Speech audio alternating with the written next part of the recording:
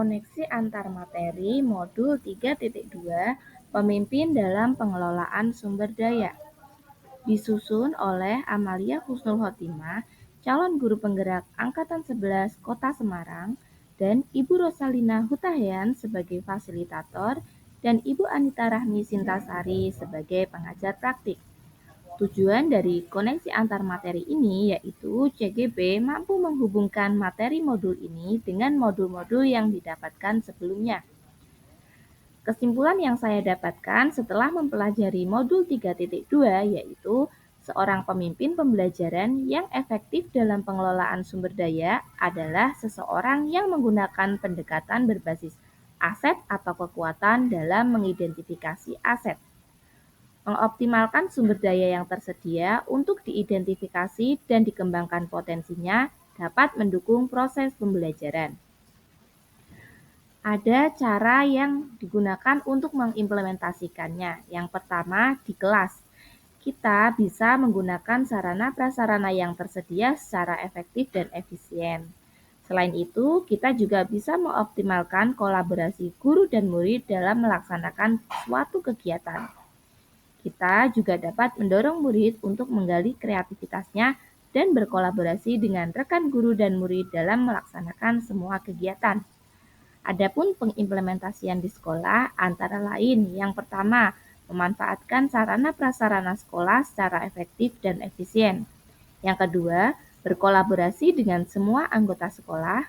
Yang ketiga, memaksimalkan komunitas sekolah dengan visi bersama untuk kemajuan sekolah. Dan yang keempat, menggunakan sumber daya finansial untuk menunjang setiap kegiatan.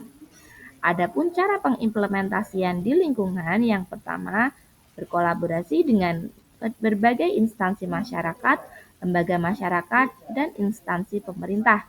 Yang kedua, membangun hubungan dengan komunitas sekitar sekolah. Dan yang ketiga, berpartisipasi dalam mengembangkan budaya lokal. Bagaimana hubungan pengelolaan sumber daya yang tepat akan dapat membantu proses pembelajaran menjadi lebih berkualitas? Pengelolaan sumber daya yang tepat akan membantu proses pembelajaran murid menjadi lebih berkualitas karena setiap sumber daya yang ada akan dimanfaatkan secara efektif dan efisien dalam mendukung proses pembelajaran yang berpihak pada siswa. Ada 7 modal aset yang bisa digunakan untuk mendukung proses pembelajaran menjadi berkualitas, yakni modal manusia, modal fisik, modal lingkungan atau alam, modal sosial, modal agama dan budaya, modal finansial, dan modal politik. Yang pertama yaitu modal manusia.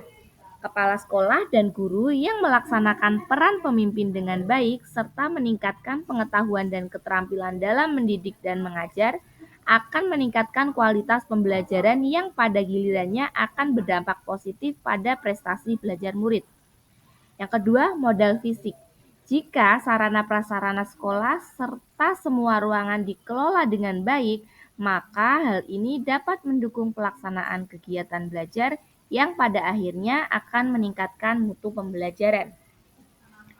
Selanjutnya yaitu modal sosial.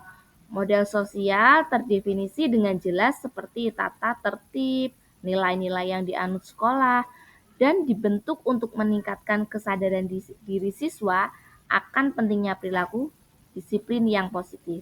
Hal ini dapat menciptakan lingkungan pembelajaran yang kondusif, aman, dan nyaman. Selanjutnya yaitu modal politik. Penyelenggaraan program pembinaan guru oleh kepala sekolah adalah langkah penting dalam pendidikan mutu pendidikan. Kerjasama antar pihak sekolah dengan pihak dinas pendidikan dalam mengadakan pelatihan dan workshop juga berdampak pada peningkatan kualitas pembelajaran. Yang selanjutnya yaitu modal lingkungan. Lingkungan di sekitar sekolah memiliki potensi sebagai sumber belajar yang dapat digunakan untuk mendukung proses pembelajaran yang kreatif. Adapun modal politik, penggunaan dan dana bantuan operasional sekolah dan iuran komite atau kita kenal dengan SPP untuk sekolah swasta, dana koperasi, kantin yang digunakan untuk operasional sekolah juga memiliki potensi yang mendukung peningkatan kualitas pembelajaran. Yang terakhir yaitu modal agama dan budaya. Aktivitas pembiasaan di sekolah seperti berdoa pagi, gotong royong, dan yang lainnya berpotensi untuk mengubah perilaku murid menjadi lebih berakhlak yang kemudian dapat memudahkan dalam penyampaian materi pembelajaran.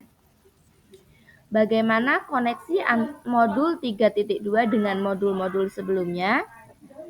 Pada modul 3.2, pendekatan berbasis aset yang dipelajari dapat mendukung terciptanya pembelajaran yang berpihak kepada siswa sehingga potensi siswa akan tergali secara maksimal.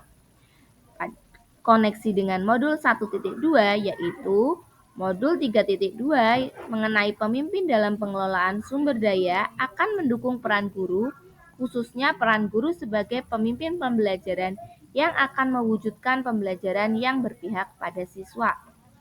Koneksi dengan modul 1.3 yaitu pemimpin dalam pengelolaan sumber daya akan membekali seorang guru untuk memanfaatkan aset yang ada di sekitarnya untuk mencapai visi yang kita impikan seperti pada modul 1.3. Adapun koneksi dengan modul 1.4 yaitu pemimpin dalam pengelolaan sumber daya dapat mendukung terciptanya budaya positif di lingkungan sekolah.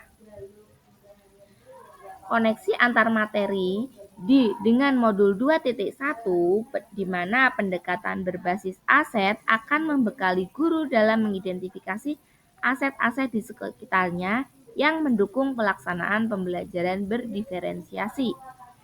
Adapun koneksi dengan modul 2.2 yaitu guru sebagai pemimpin dalam pengelolaan sumber daya harus berada dalam kesadaran penuh dengan menggunakan kompetensi sosial emosionalnya dalam memanfaatkan semua aset yang ada. Koneksi dengan modul 2.3 yaitu dalam mengidentifikasi aset, guru bisa menerapkan praktik coaching bersama warga sekolah yang lain. Adapun koneksi dengan modul 3.1 di mana seorang pemimpin dalam pengelolaan sumber daya akan mendukung peran seorang guru atau kepala sekolah untuk membuat suatu keputusan apabila jika keputusan-keputusan itu berhubungan dengan beberapa aset yang dimiliki sekolah, baik aset biotik maupun abiotik. Sebelum mempelajari modul 3.2, saya belum paham tentang pendekatan-pendekatan yang digunakan untuk merencanakan suatu kegiatan. Saya juga belum paham tentang pembagian aset yang terdiri atas 7 modal utama. Saya juga hanya berpikir bahwa aset adalah sesuatu yang berupa benda fisik aja yang ada di sekolah. Sedangkan setelah mempelajari modul 3.2, saya menjadi paham tentang pendekatan-pendekatan yang digunakan untuk merencanakan suatu kegiatan, yakni pendekatan berbasis aset dan pendekatan berbasis kekurangan. Saya juga menjadi lebih paham tentang pembagian aset yang terdiri dari 7 modal utama. Pemikiran yang berubah setelah mempelajari modul ini, yang pertama, seorang pemimpin lebih baik menggunakan pendekatan berbasis aset dalam mengambil suatu keputusan atau merencanakan kegiatan. Yang kedua, guru sebagai aset utama harus memiliki kemampuan dan kreativitas dalam mengelola sumber daya yang tersedia untuk menciptakan pembelajaran yang berkualitas. Yang ketiga, seorang pemimpin lebih baik menggunakan pendekatan berbasis aset dalam mengambil suatu keputusan atau merencanakan kegiatan program. Yang keempat, seorang pemimpin harus bisa menjadi manajer dalam mengoptimalkan potensi yang ada, baik potensi dari aset biotik maupun abiotik. Dan yang kelima, ada banyak modal atau aset di sekitar kita yang dapat digunakan untuk mendukung proses pembelajaran atau program sekolah. Demikian yang dapat saya sampaikan. Terima kasih.